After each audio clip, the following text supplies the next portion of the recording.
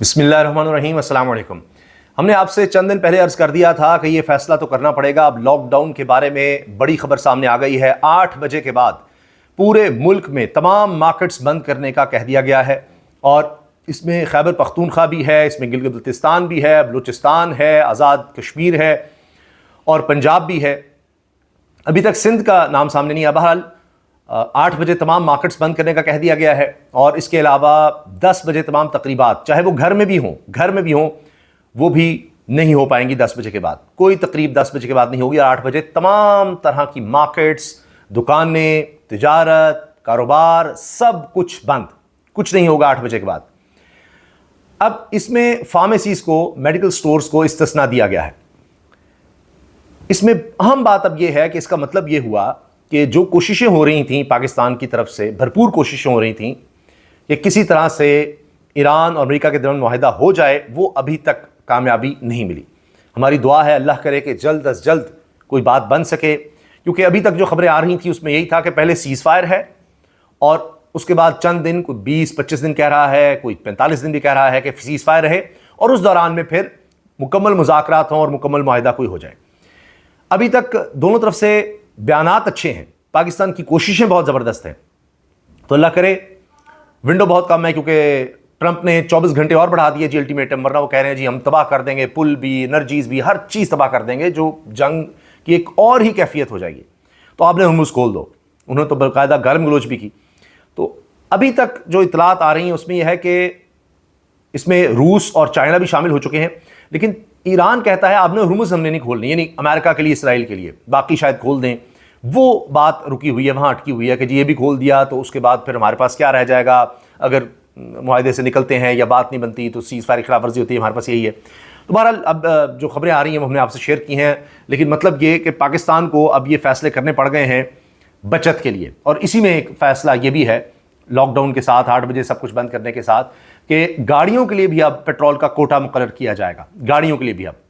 اور پہلے ہی motor cycle والے پریشان ہیں کہ جی 20 لیٹر ہمیں سبسڈائز پیٹرول ملے گا، 20 لیٹر تک 100 روپیہ سبسڈی ہر لیٹر پر، یعنی 2000 روپیہ ماہانہ کہہ لیجئے، اور اس کے بعد آپ نے پیٹرول ڈلوانا ہے، 21واں لیٹر آپ کو پوری قیمت سے ڈلوانا پڑے گا۔ یہاں گاڑیاں پوری قیمت سے ڈلوائیں گی، مگر وہ بھی ایک کوٹا ہوگا کہ جی اتنے لیٹر آپ کو ملے گا۔ پتہ نہیں اب گورنمنٹ کیا فیصلہ کرتی ہے، کچھ بھی کہا جا سکتا ہے، 70 لیٹر ہے، 100 لیٹر ہے، پتہ نہیں۔ تو اس کا اب جب اناؤنس کیا جاتا ہے تبھی پتہ چل سکے گا، لیکن یہ فیصلہ ضرور ہو گیا ہے کہ گاڑیوں کا بھی کوٹا مقرر کیا جائے، کیونکہ ابھی نہیں پتہ کہ جتنی کوشش ہو رہی ہیں وہ کب کامیاب ہوں گی۔ تو اسی لیے دعا کرنی چاہیے کہ جلد از جلد یہ جنگ بندی تو کم از کم ہو، اس کے بعد کچھ سہولت ملے، لیکن یہ نہیں ہوگا کہ اسی دن سے حالات بہتر ہو جائیں گے اور سب چیزیں نارملائز ہو جائیں گی۔ کم از کم بہتری آنا تو شروع ہو، جو حالات بد سے بدتر ہو رہے ہیں وہ تو معاملہ کہیں جا کر رکے۔ اس سے پہلے کہ میں آپ کو خفیہ ملاقات کے بارے میں بتاؤں جو بہت دلچسپ ہے، کہاں یہ خفیہ ملاقات ہوئی، اس سے آنے والے دنوں کے بارے میں پتہ لگ رہا ہے، اس سے خیبر پختونخوا گورنمنٹ کے حوالے سے پتہ لگ رہا ہے، اس سے آنے والے دنوں میں سہیل آفریدی کیا کرنے جا رہے ہیں اس کے بارے میں پتہ لگ رہا ہے، تحریک انصاف کے مومنٹم کے بارے میں پتہ لگ رہا ہے، اور اس کے لیے اب کیا کیا جا رہا ہے۔ لیکن یہ جو خبر میں آپ کو بتانے جا رہا ہوں انتہائی عجیب و غریب ہے۔ اس کی وجہ یہ کہ ایسی خبریں کہاں سننے کو ملتی ہیں، یہ ہائی لائٹ ہی نہیں ہو رہی کہ ہائی کورٹ کے ڈویژن بینچ، 2 ججز کے سامنے معاملہ آیا ہے کہ پنجاب کے صرف ایک ڈویژن میں، گجرانوالہ ڈویژن میں 186 ملزمان کی ٹانگیں ٹوٹ گئی ہیں، اور یہ صرف بتایا جا رہا ہے تقریباً 3 مہینے میں، 2026 کے 3 مہینے میں جتنے منشیات کے ملزمان تھے، منشیات فروشی کا دھندا کرتے تھے، ان پر الزام تھا، 186 ملزمان کی ٹانگیں ہی ٹوٹ گئیں، گرنے سے ٹوٹی، پتہ نہیں سلپ ہو کر ٹوٹی۔ تو اس پر 2 ہائی کورٹ کے ججز نے سوالات اٹھائے کہ یہ گجرانوالہ میں کیوں ہو رہا ہے، اور یہ سارے اس طرح سلپ کیوں ہو رہے ہیں، یا چھلانگ لگاتے ہیں، کیا کرتے ہیں کہ ان کی ٹانگیں ٹوٹ رہی ہیں۔ اور اس پر گجرانوالہ کے ریجنل کے پولیس آفیسر RPO خرم شہزاد کی سرزنش کی گئی، ان کو بلایا گیا باقاعدہ، اور جسٹس علی ضیاء باجوہ اور اس میں دوسرے بھی جج صاحب تھے جنہوں نے، جسٹس فاروق حیدر اور جسٹس علی ضیاء باجوہ، ان پر مشتمل ڈویژن بینچ نے سماعت کی منشیات فروشی کے مقدمے میں گرفتار ملزم ابو بکر نے بعد از گرفتاری درخواست ضمانت کے لیے لاہور ہائی کورٹ سے رجوع کر رکھا ہے۔ اس میں یہ باتیں سامنے آئیں کہ جی یہ کیا ہو رہا ہے، ذرا 2 سال کا بتائیں۔ تو بتایا گیا 2026 میں تو کسی کی ٹانگ نہیں ٹوٹی تھی، پھر کچھ عرصہ پہلے 30 ملزمان کی ٹانگیں ٹوٹیں، اور اب صرف 3 مہینے میں 2026 کے بتایا جا رہا ہے کہ جی 186 ملزمان ہیں جن کی ٹانگیں ٹوٹ گئیں۔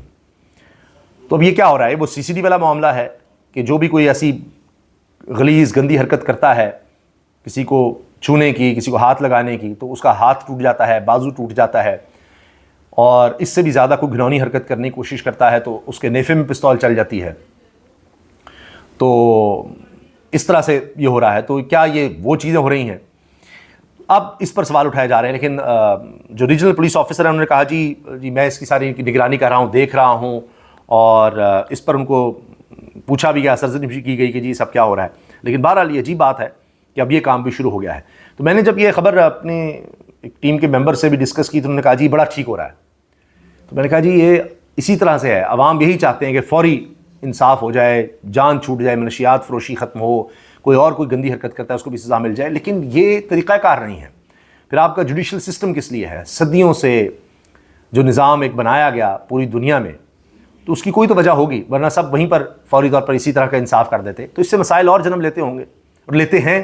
تو اس وجہ سے یہ کیا گیا کہ بھائی ایک جوڈیشل سسٹم ہو، اس کو ہم بہتر نہیں کر رہے اور ہم فوری اس طرح سے سزاؤں کی طرف جاتے ہیں اور سمجھتے ہیں کہ اس سے حالات بہتر ہو جائیں گے. وہ وقتی طور پر تو ہو سکتا ہے، لیکن اس سے کوئی سسٹم، ریاست کا نظام اس طرح بہتر نہیں ہو سکتا، ڈیولپ نہیں ہو سکتا. یہ ایک مسئلہ ہے. اچھا جی، اب آپ سن رہے تھے کچھ خفیہ ملاقاتیں جن کا میں نے عرض کیا کہ آپ کو بتاؤں گا. اس سے پہلے آپ سن رہے ہیں مولانا فضل الرحمان کی طرف ہر کوئی جا رہا ہے، بلاول بھٹو بھی جا رہے ہیں، دیگر لوگ بھی جا رہے ہیں، ملاقاتیں تیز ہو گئی ہیں، مولانا صاحب کے بیانات بھی اب تیز ہو گئے ہیں، پھر وہ آ رہے ہیں، ایکٹیو ہو گئے ہیں. تو فضل الرحمان صاحب کی تو تاریخ یہ رہی ہے کہ وہ ہر صورت کسی طرح گورنمنٹ میں ہونا چاہتے ہیں. تو ابھی کچھ ملاقاتیں ایسی بھی ہوئی ہیں جو خفیہ ہیں ان کے ساتھ، ان کے گھر پر، کہ سب لوگ جب چلے گئے پھر وہ آئے. تو اب یہ نظر آ رہا ہے کہ آگے کس طرح سے چلنا ہے، کیونکہ سہیل افریدی کہہ رہے ہیں کہ جی 9 اپریل کو ہم نکلیں گے، اور اگر روکا گیا تو وہیں پر احتجاج شروع ہو جائے گا، ہمیں جلسہ کرنے دیا جائے 9 اپریل کو راولپنڈی میں، اور صبح 11 بجے وہ کہہ رہے ہیں میں خود نکلوں گا پشاور سے، دیگر لوگ ساتھ شامل ہوتے رہیں گے. اگر ہمیں روکا گیا تو پھر ہم احتجاج کا دائرہ کار بڑھا دیں گے، وسیع کر دیں گے، پھر لانگ مارچ بھی ہو سکتا ہے، بہت کچھ ہو سکتا ہے. تو ہمیں پرامن ایک جلسہ کرنے دیا جائے کہ 4 سال ہو گئے، 9 اپریل 2022 سے اب 9 اپریل 2026 آ گیا، اس کا موازنہ کرنا چاہیے. اس پہ انہوں نے ڈیٹیل میں پریس کانفرنس کیا ہے کہ تب حالات کیا تھے، گروتھ کیا تھی. آج آپ دیکھیے انسانی خود پامالی دیکھیے، اگر ملک میں بہتری آ جاتی تو چلے کوئی کہتا جی گورنمنٹ ٹھیک ہٹائی تھی، بد سے بدتر حالات ہو رہے ہیں تو اب اس پر ہم کیا احتجاج یا جلسہ بھی نہیں کر سکتے. تو آنے والے دنوں میں سہیل افریدی پھر ایکٹیو ہو رہے ہیں، اور دوسری طرف ہر کوئی اپنے کارڈز کھیل رہا ہے. اس میں یہ خبر بھی آ رہی ہے کہ مولانا صاحب کو ہو سکتا ہے کہ گورنری کی آفر کی جائے. پہلے بھی جب سہیل افریدی کو روکا جا رہا تھا تو اس وقت بھی ان کے بھائی چلے گئے تھے اور وہ وزیر اعلیٰ خیبر پختونخوا کے امیدوار بن گئے تھے. تو مولانا نے کہا جی ہم سے پوچھے بغیر ہی کر لیا، یہ تو نہیں ہو سکتا، ان کو پتہ ہی نہ ہو. اس پر پورا ویلاگ کیا ہے صدیق جان نے اور رضوان غلزئی نے. تو بہرحال اس میں انہوں نے ڈیٹیل سے چیزیں ڈسکس کی. تو اس میں بنیادی بات یہ ہے کہ مولانا صاحب کوئی نہ کوئی راستہ نکال لیتے ہیں. تو اب اگر پھر کوئی اس طرح کی کیفیت بنتی ہے کہ پھر گورنر راج لگتا ہے، اور خیبر پختونخوا میں وزیر اعلیٰ تو لانا ذرا مشکل ہے کہ اپوزیشن کو ملا کر لایا جائے، اور 2/3 اکثریت دلوا بھی دی ہوئی ہے، ویمن سیٹس بھی نہیں ملی، مخصوص نشستیں بھی نہیں ملی، اس کے باوجود بڑا مشکل ہے. پھر جوڑ توڑ کریں گے تو وہ مسئلہ ہوگا. تو اس لیے گورنر راج لگا دیتے ہیں، اس کو چیلنج کیا جائے گا تو آگے آئینی عدالت ہی ہے، اور حکومت نے اپنی مرضی سے آئینی بینچ سے لے کر آئینی عدالت بنائی ہے، تو حکومت کو وہاں مسئلہ نہیں ہوگا. تو جو پیچیدگیاں ہیں کہ جی اسمبلی پاس کرے، فلاں کرے، یہ کرے، وہ کرے، تو بس گورنر راج جیسی بھی لگائیں گے، آگے پھر آئینی عدالت دیکھ لے گی. تو یہ ایک پلان تو ہر وقت ہوتا ہے BECD. تو اب اس کے حوالے سے یہ ملاقاتیں ہیں.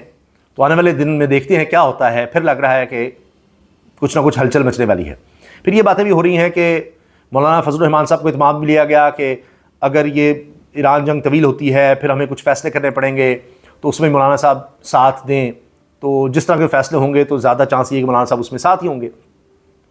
تو بہرحال یہ چیزیں بھی اب چل رہی ہیں. تو ملاقاتوں کا مطلب یہ ہے کہ آنے والے دنوں میں پھر جوڑ توڑ، پھر سیاسی گہما گہمی، اور پھر ہمیں ایک سیاسی عدم استحکام مزید دیکھنے کو مل سکتا ہے. اور اس کے ظاہر ہے کہ معیشت پر اثرات ہوں گے. پہلے ہی معاشی طور پر دیکھیے ہم کہاں کھڑے ہیں، لیکن ظاہر ہے کہ ہر کوئی اپنا اپنا زور تو پھر ہر طرف سے لگاتا ہے.